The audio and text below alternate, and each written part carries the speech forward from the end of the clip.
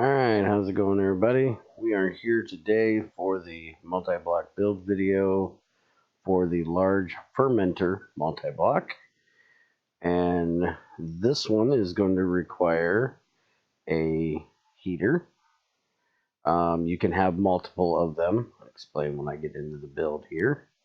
Your large fermenter controller, which is 5 dense stainless steel plates, 2 T6 circuits, a ruby crystal processor, and a stainless steel wall. And then you'll also need 49 more of the stainless steel walls and 25 heat acceptors. Now, this thing is a 5x5 of heat acceptors on the bottom, 5x5x2 of the walls, main box centered facing outwards. All the walls except inputs. So it doesn't matter if it's the top or, well, what will be the middle layer. The back has the outputs. And the heat goes in through the heat acceptors. So like I was saying, you can have multiple heaters because you will have all of the heat acceptors going around it like this. So each one of these can have a heater on them. So it is up to you which one and what configuration you want to use to get you to the 512 HU a tick or up to 4096. Now this, like all other multi-blocks, does multiple processors at a time, can be overclocked without an additional charge. All of your recipes will automatically be 4 times faster or 4 times more expensive by running them in here.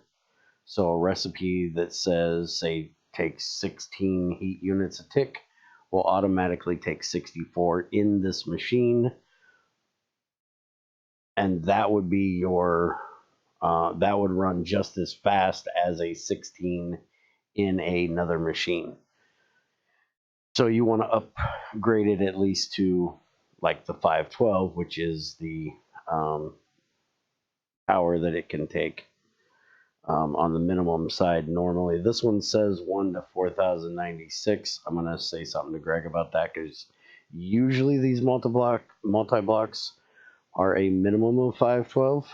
So that might just be a typo in the tooltip there. But you'll definitely want to run it at the 512 so you actually get something other than the 256 processes at a time, which technically is not possible because you can only do 64 items. So unless you have a like fluid only recipe, you can't run more than a stack at a time.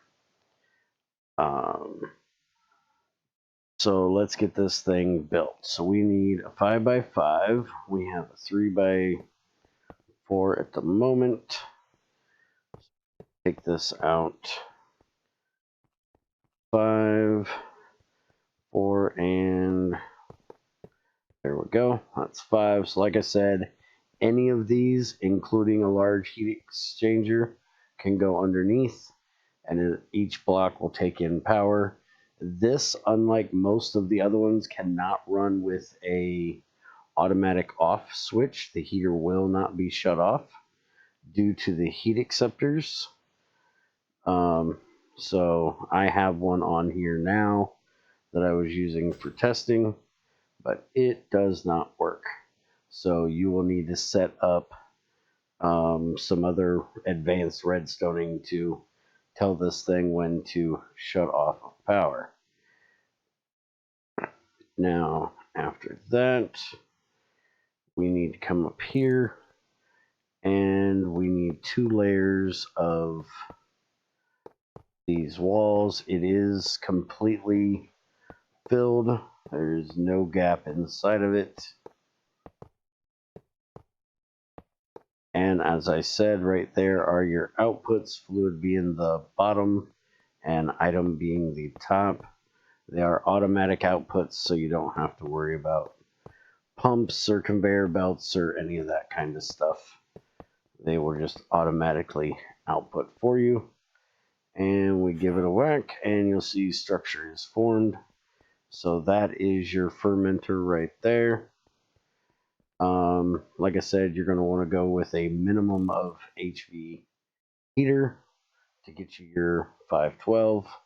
HU, you can go up to an IV, but you would have to back clock the IV heater, as it will actually do 8092 at the max, so you'll need to put a